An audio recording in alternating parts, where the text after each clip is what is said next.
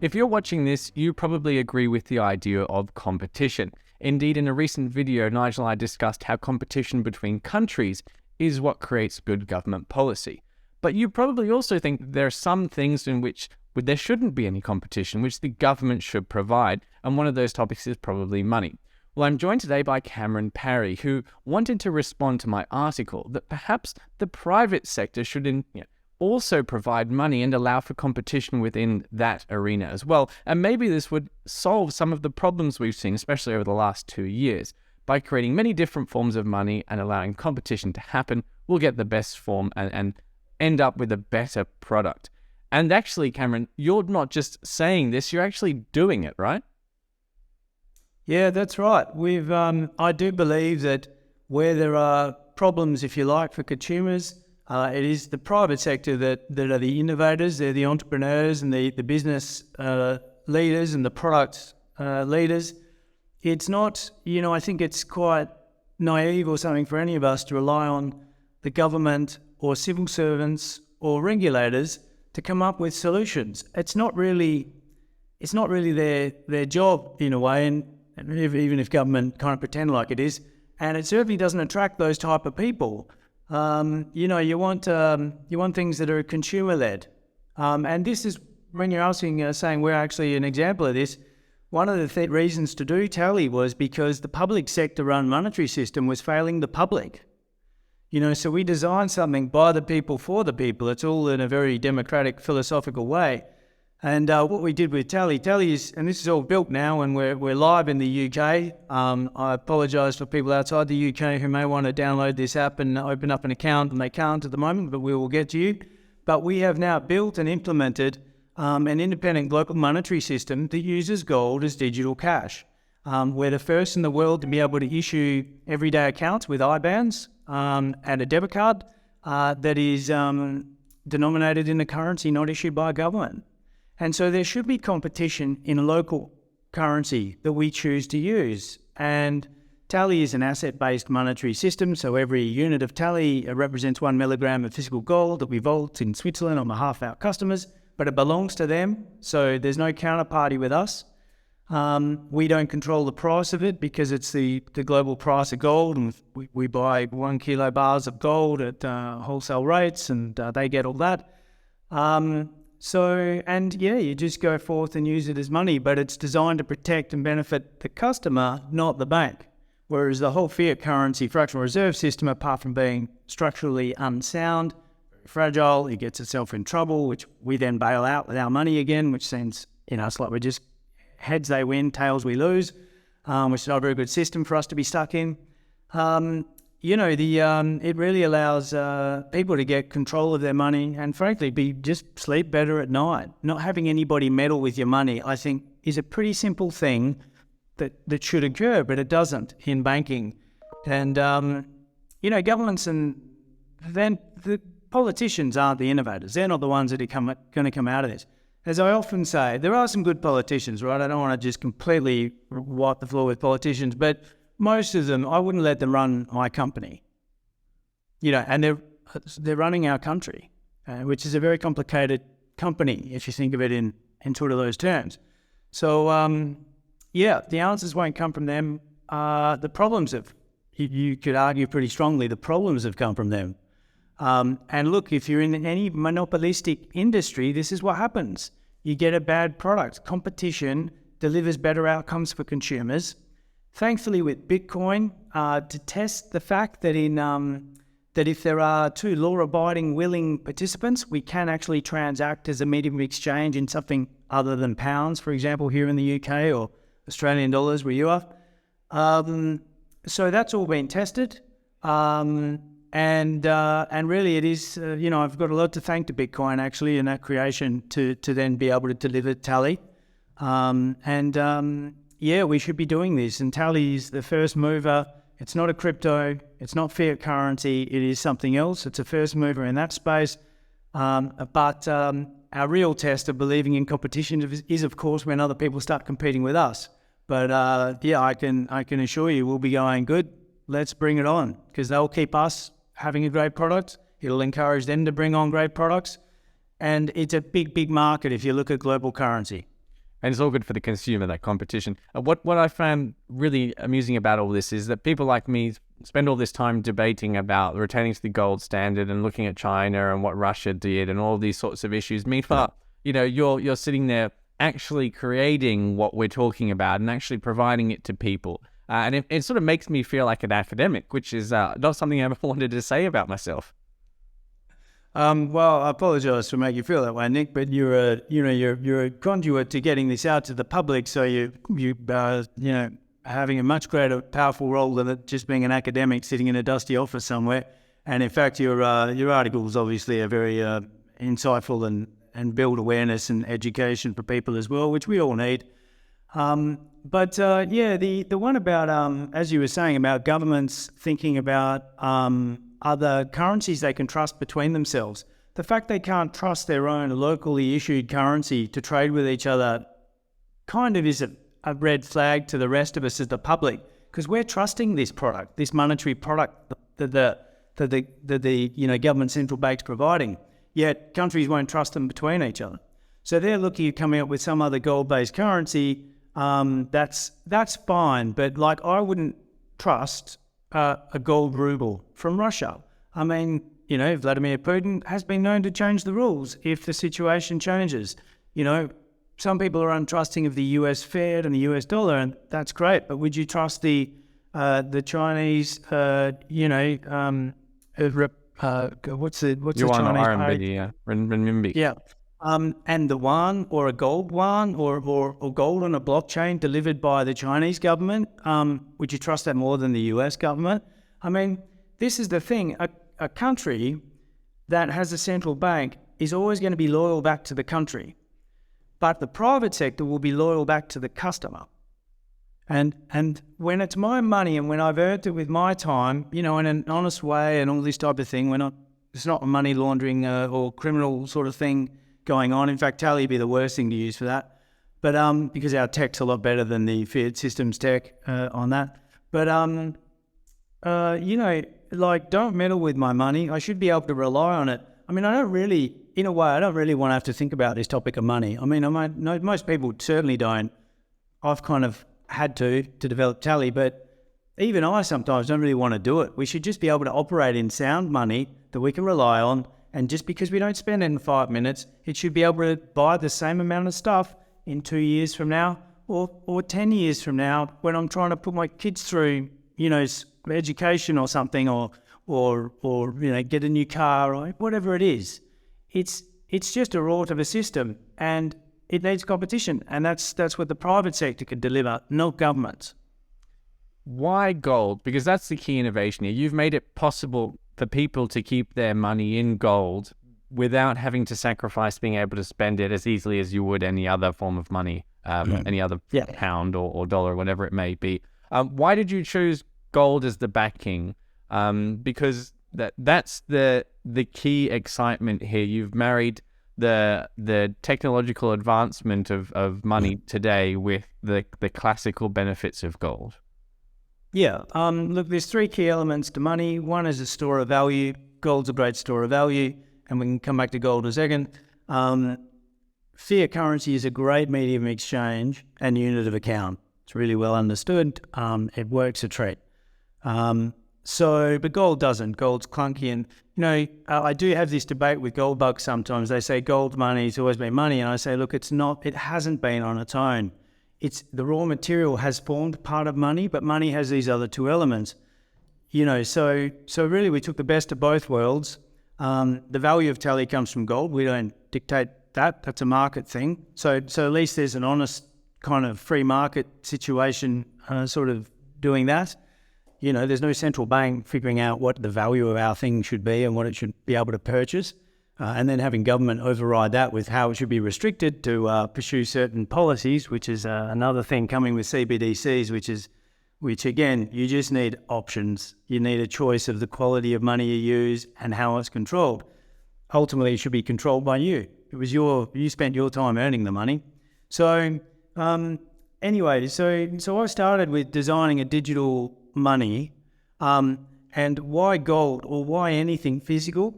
Your money supply has to be accountable, And there's two main problems with the fiat currency. There's sort of a top-line philosophical level. The money supply can be arbitrarily expanded at a whim, and it is. This is what the fundamental cause of inflation is. The other thing is there's no consequence to the people making those decisions. So the people who are making us all poorer by some poor decisions, they don't wear and suffer that consequence. In the private sector, you do. If this was somebody also, I've been asked a couple of times, how can we trust Tally versus the Bank of England at least is there and the UK government's there? And I say the reason you can trust us is because we are the private sector. If we don't do what we're saying with the gold and what the Tally represents, that'll be fraud. I'll be going to jail. I don't want to go to jail. If we don't do what we say on the tin, we won't be successful as a business. We won't have customers. We'll break that trust. And so we certainly don't want to do that because that has consequence to us. So the money supply is accountable to something. And gold, I'm not surprised we ended up at gold, but I didn't start at gold. But hold on. Let's compare what you just described with the consequences of, say, a central banker devaluing their currency by 20%. Do they face any sort of repercussions? Are they held accountable in any sort of way?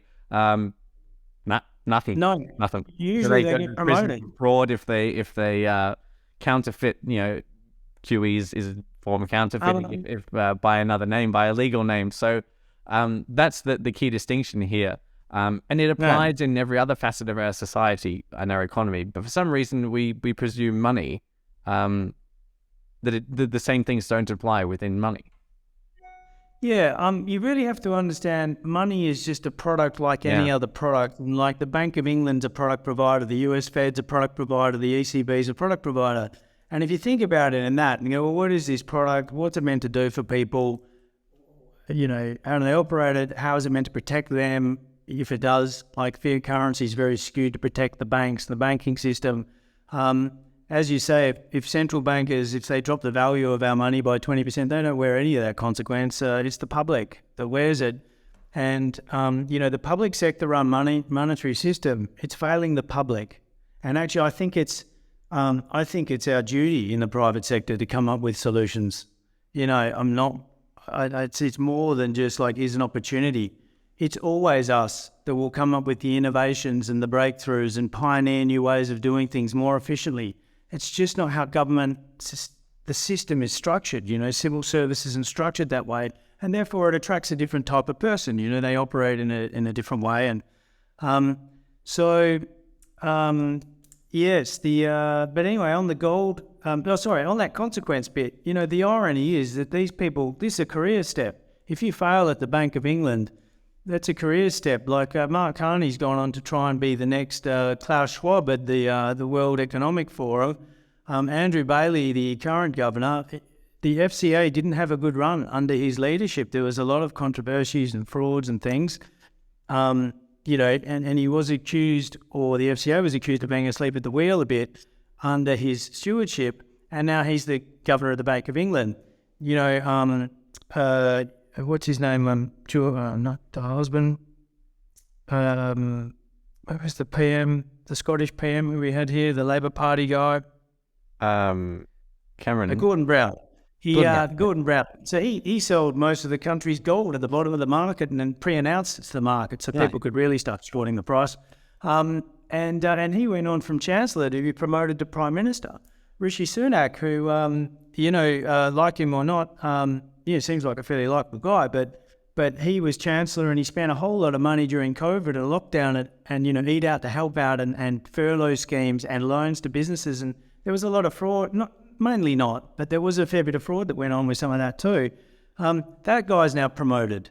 The public gets poorer, and in the private sector, we would wear that. If I make big mistakes in my company, I don't get rewarded for it. I'd be lucky to find a job again. So that's where the gold bit is really important, because you've got to have accountability to the money supply and you've got to have consequence to the people making the decisions. So we don't have either of that in fiat currency. And governments aren't talking about that when they talk about having CBDCs. So yeah, again, I say it's a duty of the private sector to step up with some of these solutions. One of the things I didn't, we spoke about 11, 12 months ago. Before having Tally, I didn't want to speak about the problem. I want to try to figure out a solution. Once we've got a solution, at least we can say, hey, here's an option for you. It may not be perfect for everyone, but that's fine. At least now in the UK, people choose to be in pounds. Like once they've heard of Tally, they're actually choosing between two things now, which is very different to just being stuck and trapped in one thing. And as a result of the last year and a half of chaos in the fiat sector in various ways now, with the banking crisis adding a new element, but we've had the inflation, we've got CBDCs coming. How has Tally fared? How has someone who kept their money in Tally instead of in their bank account, how have they fared as a result? Yeah, since we went live with Tally 3 years ago, Tally, which is the price of gold, is up about 45-50% in those. I remember when we came on, it was 3.33 pennies to a Tally, to a milligram of gold, and now it's 5.2p, like as of sort of today or yesterday. So my real world experience of using this other form of money that allows me to put a foot in another camp outside of the incumbent, banking system, and which is really just a lending system, and debt money into something that's really an asset, and it's my asset, and I just go forward and be productive in my life, and I can trust it and rely on it and use it. But a real world sort of example for me is I used to buy a cup of coffee, and that used to be about £2.80. Now the same cup of coffee is about £3.50. And 3 years ago, it cost me, close to 90 Tally, where now it's like a lot closer to, it's about 60 Tally. So my money is strengthening against the other measurement. And, back to gold, it's not like gold is perfect. It fluctuates. It doesn't go up in a straight line. It goes up over time, but it fluctuates around in the short term. So to use Tally, firstly, you really need to have a capacity for savings or have some savings already, because you're holding money over time.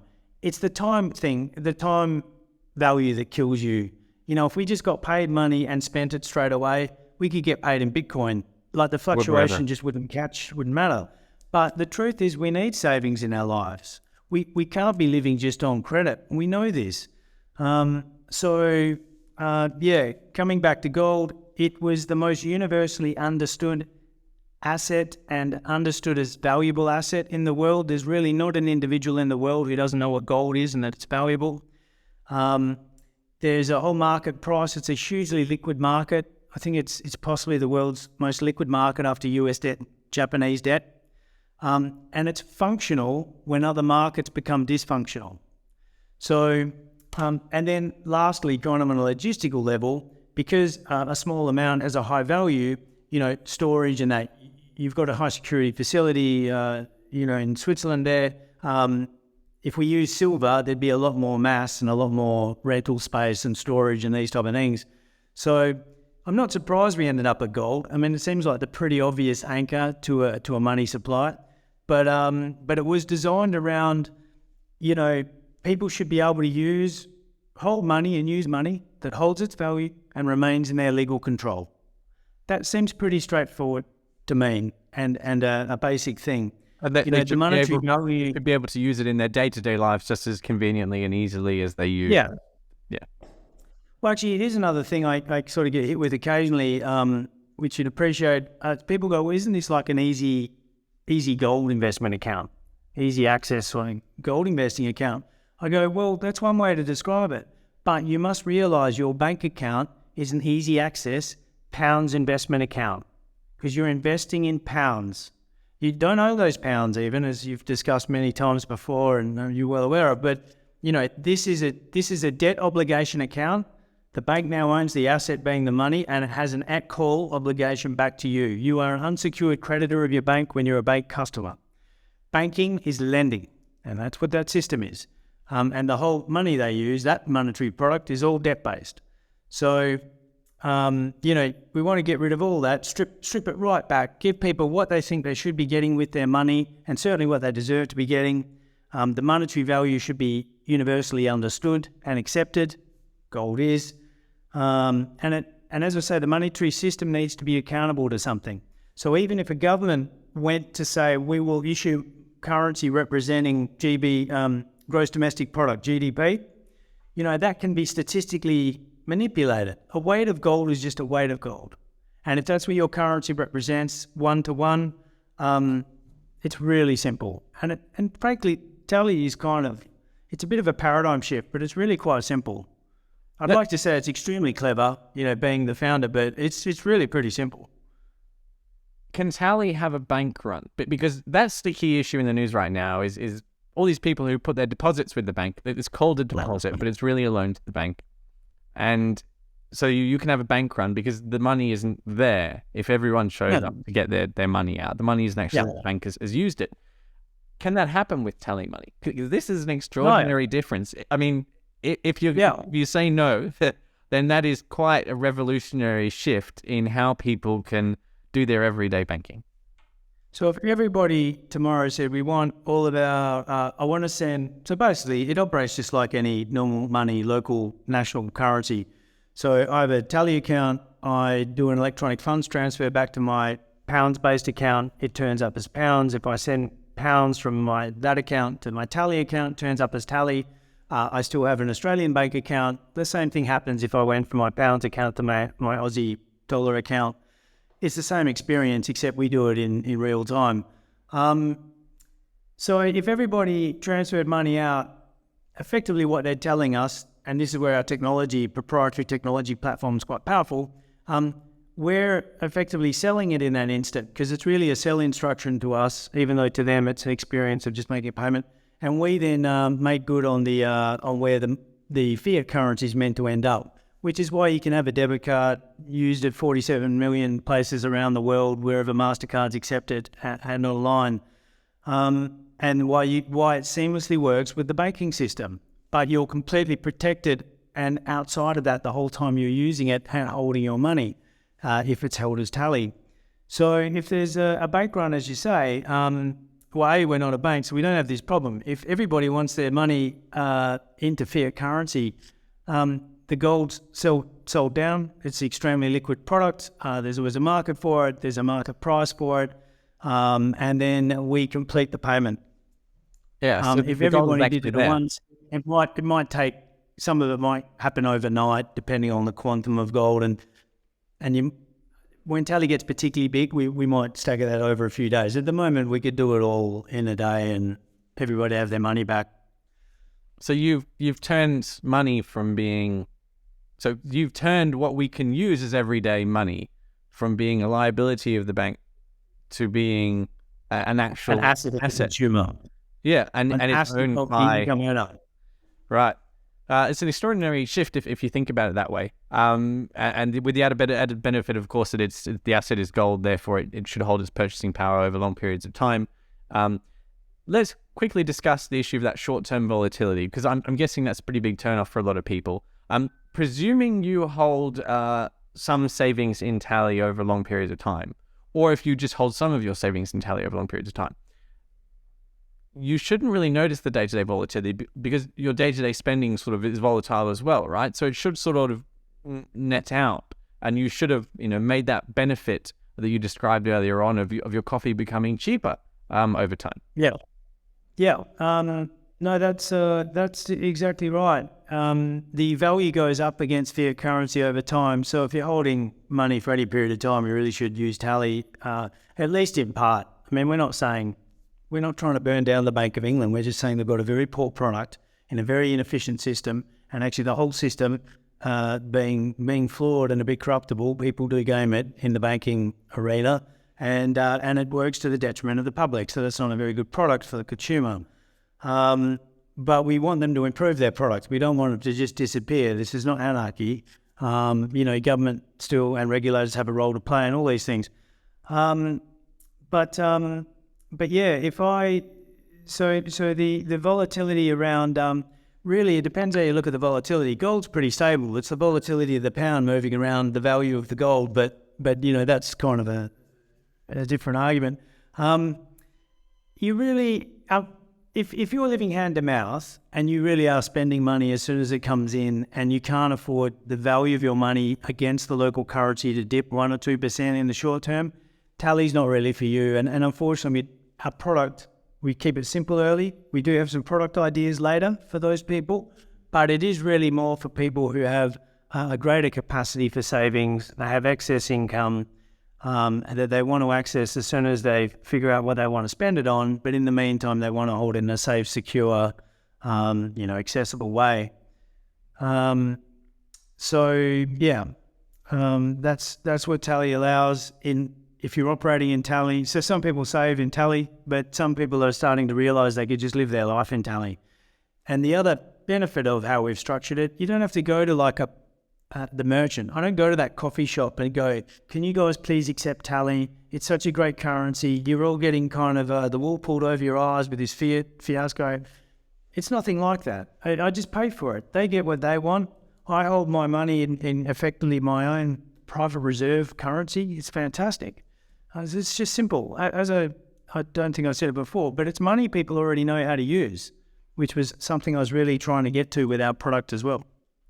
Yeah, it's the benefits of gold without the inconvenience. There's a pretty big movement in the US. I think another state recently legislated to make gold legal tender, or to permit it to be legal tender. I can't remember which exactly. And that follows on from a whole bunch of similar initiatives. I've got one somewhere in my cupboard from, I think it's Nevada or Utah or something. It's a laminated bit of gold that's been rolled very flat that can be spent as legal tender, I believe, in the particular state.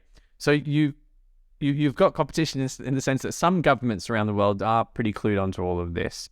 Are you worried that you're going to be too successful? That the government is going to, if you look back through history, what you're doing is quite similar to what the history of money was. That's why the UK has so many note-issuing banks.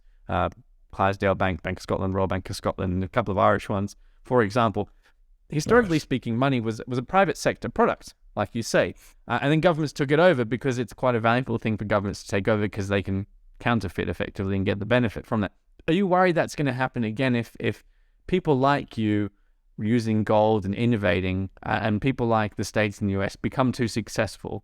There'll have to be a crackdown because I don't see how the government can survive financially without the benefit that they derive from having a fiat system. Well, certainly they can survive because they tax us. Yeah.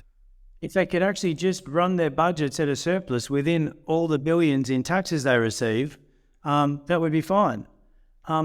It's part of the problem when there's the unexpected consequences of policies and things, like a lot of the banking, the Larry risk-taking that goes on in banking is because the central bank's there to catch the banks.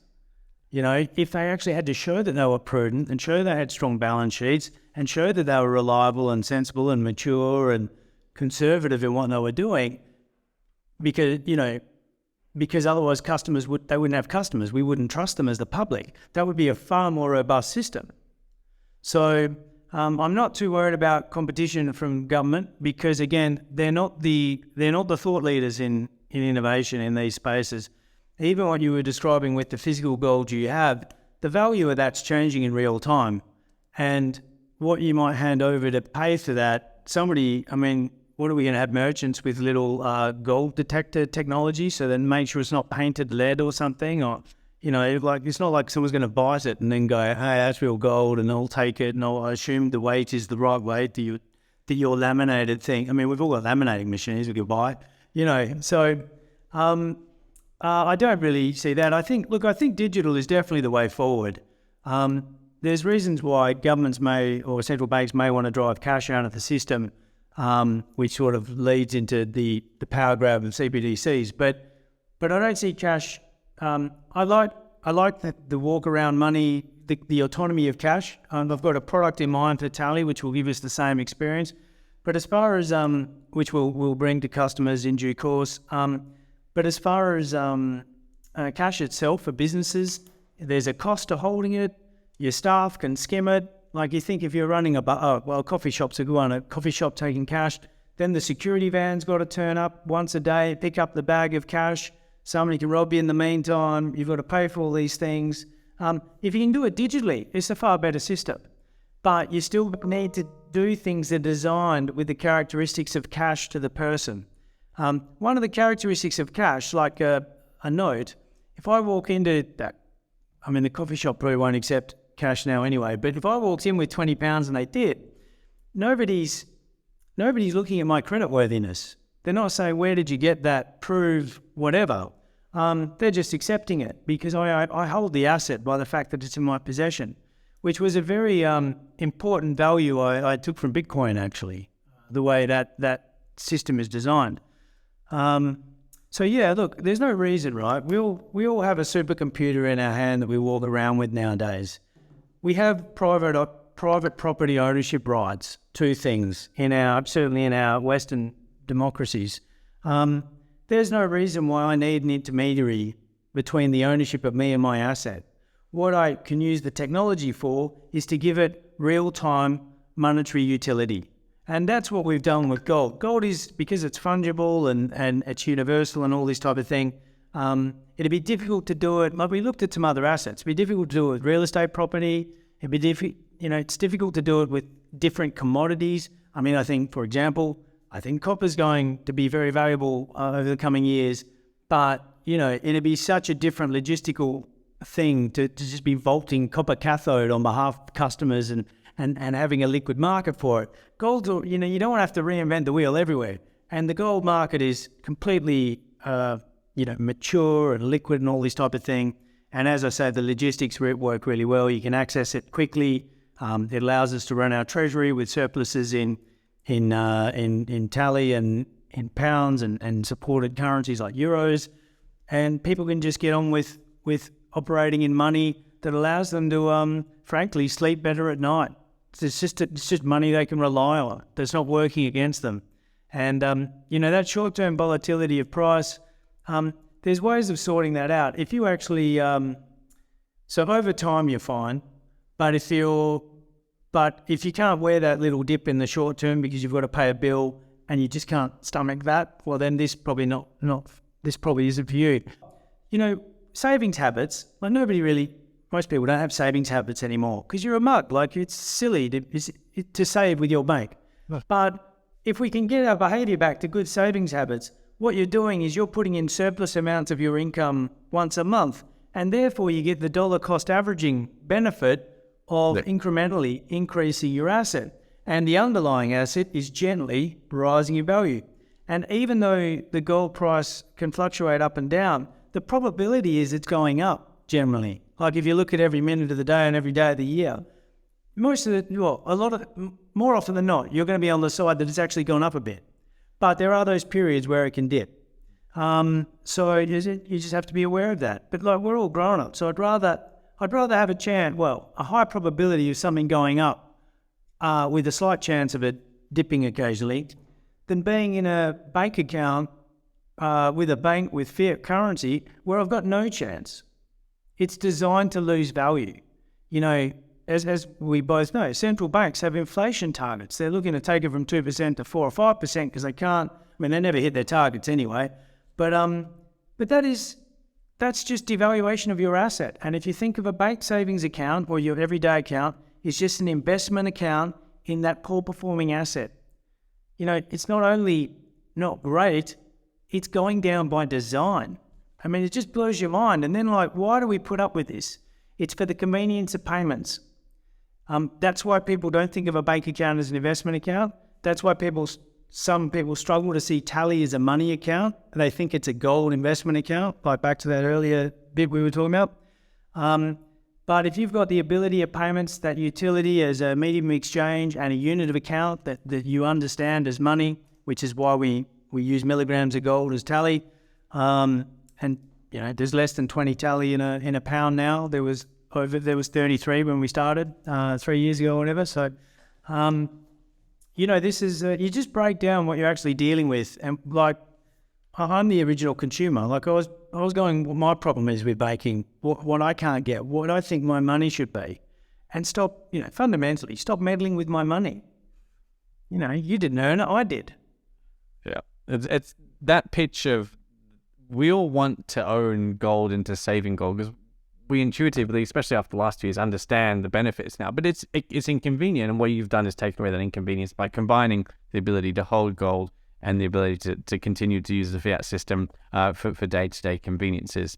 And I think that also facilitates the conversation that what we put up with fiat currency is because of convenience. Well, that's what I was going to say next, is your point about the savings habits, because Nigel has spoken to me about this several times now, where he said we've lost the culture of thrift, I think he calls it. Well, of course we have, because savings lose money, and the pitiful interest rates we've seen, especially over the last years, has made that abundantly obvious, and the performance of Tally has made the alternative abundantly obvious as well now. And you've got that up and running now. So tell us where people can find out more about this. Obviously you've got a website, you've got some posters in the back there. What's the easiest way though to get started? Well, if you just go to the website tallymoney.com, TALLY money.com, and you can check it out there. Or if you're in the UK, you can go to your app store and just search Tally Money. You can download the app. You can you're onboarded like any other digital bank. We do charge £19 for you to access and join and commence. But then you can transfer money in. Like you can be onboarded within minutes and transfer money in, and then you're living in a much better system. That protects and benefits you, not your bank. I'm still struggling to process the transition that you've really made here from money being a liability to an asset. It's making me think so much, but we've got to stop because we can't go on forever as much as I'd like to. I've got to actually think about this for a while as well. Cameron, thanks so much for joining us again. It's great to have you back, and to everyone at home watching, thanks very much for joining us. Thanks, Nick.